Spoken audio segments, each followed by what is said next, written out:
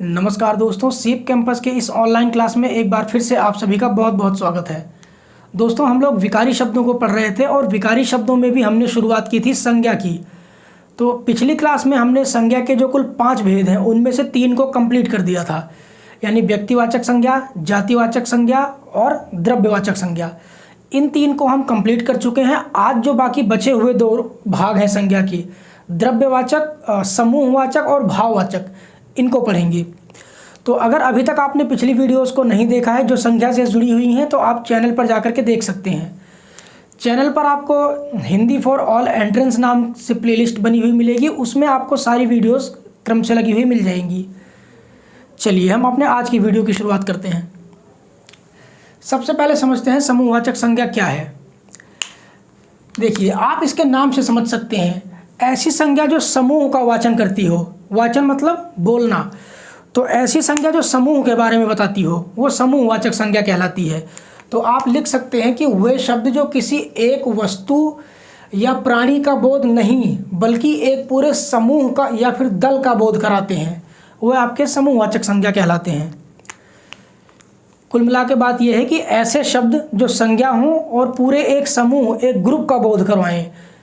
जिस शब्द से हमें ये पता चले कि किसी एक समूह के बारे में बात की जा रही है, वो आपके समूहवाचक संज्ञा होंगे। इतनी बात तो आप सबको पता है। समूहवाचक संज्ञा क्या होती है, इसमें मुझे बताने जैसी कोई बात नहीं है। जो मेन मुद्दा है कि समूहवाचक और जातिवाचक में आप भेद कैसे करेंगे। कोई शब्द समूहवाचक संज्ञा का है या जातिवाचक का, आप कैसे जान पाएंगे। क्योंकि अगर आपने पिछली वीडियो देखी होगी तो आप जानते हैं कि समूहवाचक में भी हमने देखा कि एक समूह की बात होती है, और जातिवाचक में भी हमने यही पढ़ा था कि जब किसी ऐसी चीज़ की बात की जाती है जिसका नाम लेने से उसके पूरी जाति का बोध होने लगे, वो आपकी समूहवाचक जातिवाचक कहलाती है। तो फिर समूह और जाति में अंतर क्या है, चलिए वो देखते हैं। सबसे पहले देखिए समूहवाचक में कौन कौन से शब्द आते हैं। तो आपका परिवार, भीड़, सेना, मेला, समिति, सभा, पुलिस, दल, गिरोह, इस तरह के जितने भी उदाहरण हैं वो सब समूहवाचक होंगे। अब देखिए इनमें अंतर क्या है, अभी हम उदाहरण के माध्यम से बिल्कुल क्लियर करेंगे, लेकिन पहले समझ लीजिए कि जाति और समूह में क्या अंतर है।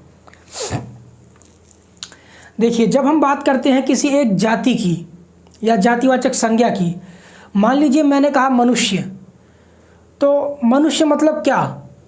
मनुष्य का मतलब, मनुष्य कहने से वो सभी चीज़ें या वो सभी जीव शामिल हो जाते हैं जिनके 2 हाथ 2 पैर हों, जो कपड़े पहनते हों, मकान बना के उसमें रहते हों, खेतीबाड़ी करते हों या आजीविका के लिए दूसरे काम करते हों। ये सभी क्रियाएं जो करते हों, यानी ये सभी विशेषताएं जिसमें हों, वे सभी मनुष्य हैं।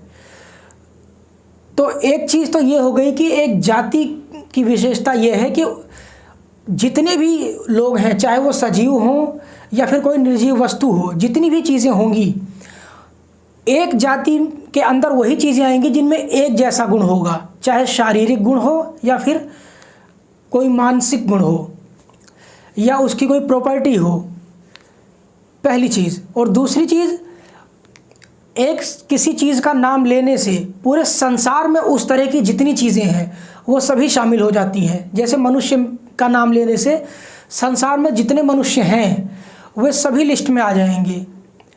अगर कहा जाए स्त्री, तो स्त्रियों की जो बनावट है, शारीरिक भी और आंतरिक भी, जैसे उनके हार्मोन्स वगैरह, वो सब पुरुषों से अलग होते हैं। तो अगर कहा जाए स्त्री, तो पहली चीज़ तो स्त्रियों वाले गुण जिस भी प्राणी में होंगे, मनुष्यों के, वो सभी स्त्री वाले पोर्शन में आ गए, स्त्री की जाति में आए। दूसरी चीज़, स्त्री कहने से संसार की जितनी भी स्त्रियां हैं वो सब शामिल हो जाती हैं। तो ये 2 विशेषताएं होती हैं जातिवाचक संज्ञा की।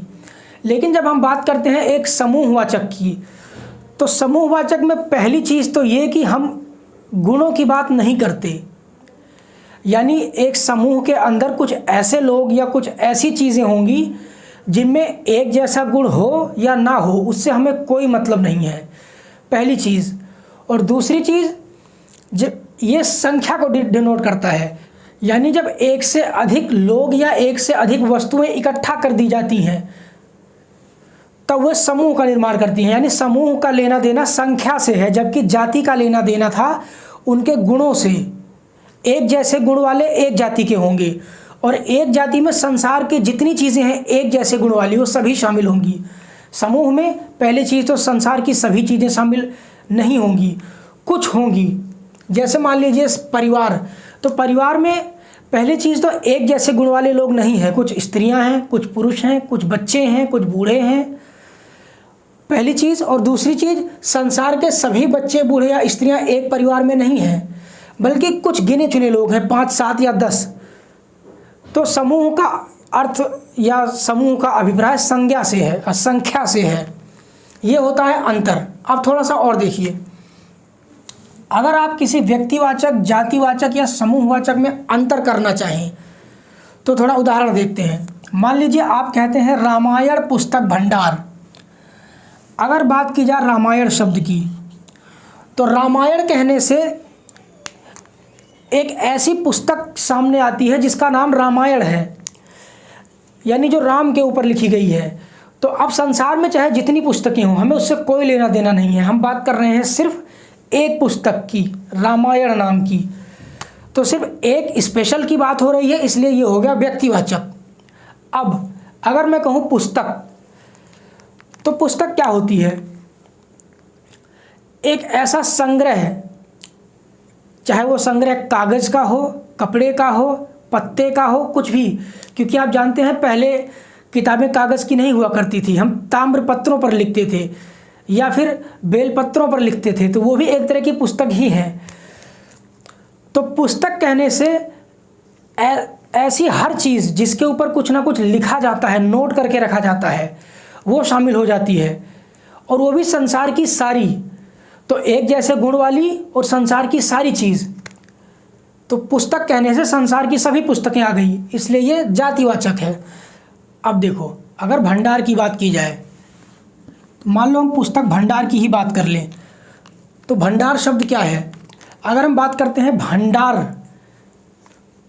तो जहाँ एक तरफ पुस्तक कहने से एक जैसे गुण वाली सारी वस्तुएं शामिल हो जाती थी, वहीं इस भंडार में सभी संसार की सभी वस्तुएं शामिल नहीं होंगी एक जैसे गुण वाली। मान लीजिए पुस्तक भंडार की ही बात करें तो एक भंडार में दुनिया की सभी पुस्तकें नहीं हो सकती, 100, 200, 500 तो हो सकती हैं, लेकिन संसार की सभी नहीं। तो जहाँ जातिवाचक में संसार की सभी एक जैसी चीज़ों की बात होती थी, वहीं समूहवाचक में सिर्फ कुछ ही चीज़ों की बात होती है। और दूसरी चीज़ क्या है कि समूहवाचक संख्या से जुड़ा हुआ है, यानी पुस्तकों की कुछ संख्या, यानी कुछ संख्या में पुस्तकें एक जगह इकट्ठी करके रखी होंगी, तो वो भंडार होगा। इसी तरीके से शब्द है पृथ्वी। पृथ्वी क्या है? एक स्थान है। तो चूंकि इतने सारे ग्रह हैं, पृथ्वी उनमें से एक है। पृथ्वी कहने से किसी एक विशेष ग्रह का अंदाज़ा लगाया जाता है, एक विशेष ग्रह का बोध होता है, इसलिए ये तो हो गई आपके व्यक्तिवाचक। और पृथ्वी एक क्या है? ग्रह है। तो ग्रह कह देने से इस ब्रह्मांड में जितने भी ग्रह हैं वो सब शामिल हो जाते हैं। और ग्रह क्या होते हैं? हर वो पिंड, हर वो आकाशीय पिंड जो सूरज के चारों तरफ चक्कर लगाता है, वो ग्रह कहलाता है। तो जिन जिन चीज़ों में ऐसी क्वालिटी है कि वो सूरज के चारों तरफ चक्कर लगाती हैं, वह आपके ग्रह कहलाते हैं। और ग्रह कह देने से फिर ये एक जाति का बोध करवाने लगे, यानी हर वो चीज़ जो सूरज का चक्कर लगा रही है वो ग्रह में शामिल है। तो ये तो हुई जाति। अब बात है सौरमंडल की। सौरमंडल, अब देखो, जहाँ ग्रह की में एक जैसी विशेषता वाली चीज़ें थी जो सूरज के चारों तरफ घूम रही हों, वहीं सौरमंडल में एक जैसी गुणों वाली चीज़ें नहीं हैं, क्योंकि सौरमंडल में खुद सूरज भी है, चांद भी है, यानी उपग्रह भी हैं, ग्रह भी हैं, उल्कापिंड भी हैं, सभी हैं। तो इसलिए एक तो सौरमंडल में एक जैसे गुण वाली चीज़ें नहीं हैं, और दूसरी चीज़ सौरमंडल संख्या को डिनोट कर रहा है, यानी एक समूह है ग्रहों, उपग्रहों और तारों का। तो ये आपका एक समूहवाचक है। उसी तरीके से गब्बर सिंह, गब्बर सिंह एक व्यक्ति का नाम है, इसलिए व्यक्तिवाचक संज्ञा है। लुटेरा, लुटेरा कह देने से वो सभी व्यक्ति जो लूटपाट करने का काम करते हैं वो शामिल हो जाते हैं, यानी जिनमें लूटपाट करने का गुण है। तो एक जैसे गुण वाले संसार के सभी व्यक्ति शामिल हो गए तो उनको कहा गया लुटेरा। उसके बाद अगर बात की जाए गिरोह की, तो किसी गिरोह में संसार के सभी व्यक्ति नहीं हो सकते, चाहे सिर्फ लुटेरों की ही बात क्यों ना की जाए, तो संसार के सभी लुटेरे एक गिरोह में नहीं हो सकते। तो एक जैसे गुण रखने वाले लोगों का एक ग्रुप, या मान लीजिए एक जैसा गुण इनमें ना भी हो तो कुछ लोगों का एक समूह, वो आपका गिरोह कहलाता है। तो ये होता है आपका जातिवाचक और समूहवाचक में अंतर। जातिवाचक में संसार की सभी चीज़ें और एक जैसे गुण वाली शामिल की जाती हैं, एक जाति में एक जैसे गुण वाली संसार की सभी चीज़ें। जबकि समूह का गुणों से लेना देना नहीं है, अलग अलग गुण वाले भी अगर इकट्ठा हैं तो वो समूहवाचक होंगे। चलिए, ये तो बात हो गई समूहवाचक की। अब बात करते हैं आपके भाववाचक संज्ञा की। भाव क्या है? मन के अंदर उठने वाले विचार। तो आप ये कह सकते हैं कि वे शब्द जिनसे किसी व्यक्ति या वस्तु के गुण, दशा या फिर स्वभाव का बोध होता हो, वे आपके भाववाचक संज्ञाएं कहलाती हैं। और दूसरी चीज़ क्या है कि भाववाचक संज्ञाएं हमेशा एक वचन होती हैं और अदृश्य होती हैं। देखिए, अब इसका उदाहरण देखिए। जैसे शब्द है घृणा। घृणा क्या है? आपके मन में उठने वाला एक विचार है, तो ये भाववाचक संज्ञा। उसी तरीके से दया, क्रोध, करुणा, चिंता, ईमानदारी, दुख, खुशी, ये सभी चीज़ें हैं जो प्रत्यक्ष रूप से देखी नहीं जा सकती, इनको सिर्फ महसूस किया जाता है। ये मन के अंदर के विचार हैं, तो ये होती है आपकी भाववाचक संज्ञाएं। अब जो आपकी भाववाचक संज्ञाएं हैं, इनका निर्माण कुछ जातिवाचक संज्ञा, विशेषण, क्रिया, सर्वनाम और अव्यय शब्दों में प्रत्यय लगाकर भी किया जा सकता है। प्रत्यय लगाकर, जैसे मान लीजिए जातिवाचक से आपको भाववाचक बनाना हो, तो शब्द है आपका बूढ़ा। बूढ़ा कह देने से एक गुण वाले संसार के सभी व्यक्ति शामिल होते हैं, तो ये जातिवाचक है। अब अगर बूढ़ा में प्रत्यय लगाकर इसे बना दिया जाए बुढ़ापा, तो बुढ़ापा क्या है? एक भाव है, एक विचार है। बूढ़ा व्यक्ति तो देखा जा सकता है, लेकिन बुढ़ापा नहीं देखा जा सकता। बुढ़ापा एक मन का भाव है, तो बूढ़ा से बन गया बुढ़ापा।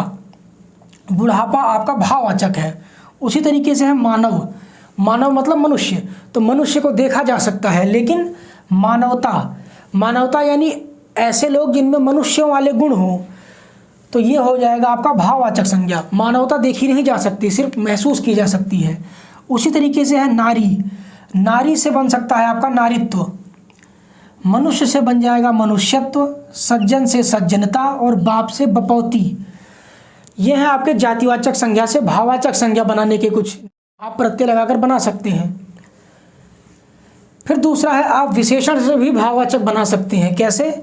शब्द है अमीर, यानी एक ऐसा व्यक्ति जिसके पास पैसा हो, वो अमीर है।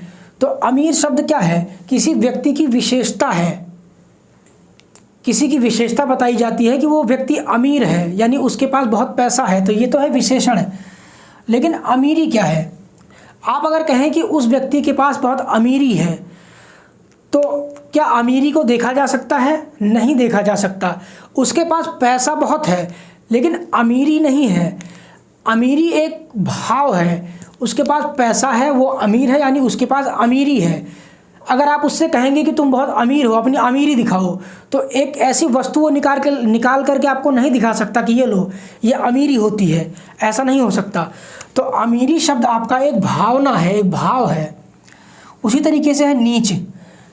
कोई व्यक्ति नीच है, वो इसकी विशेषता है, यानी उसका गुण है। नीच से बन सकता है नीचता। नीचता क्या है? भाववाचक संज्ञा है।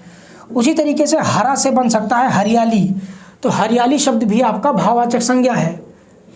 उसी तरीके से कंजूस से बन जाएगा कंजूसी, सरल से सरलता और गरीब से गरीबी। ये तो हो गए आपके जातिवाचक और विशेषण से आप कैसे भाववाचक संज्ञा बना सकते हैं। अब इसमें आपका बच गया क्रिया, सर्वनाम और अव्यय में प्रत्यय लगाकर जो हम भाववाचक संज्ञा बनाते हैं। लेकिन बाकी के जो बचे हुए पॉइंट्स हैं इनको हम अगली क्लास में करेंगे। आज की जो हमारी क्लास है उसको यहीं पर ख़त्म करेंगे। तो चलिए मिलते हैं अगली क्लास।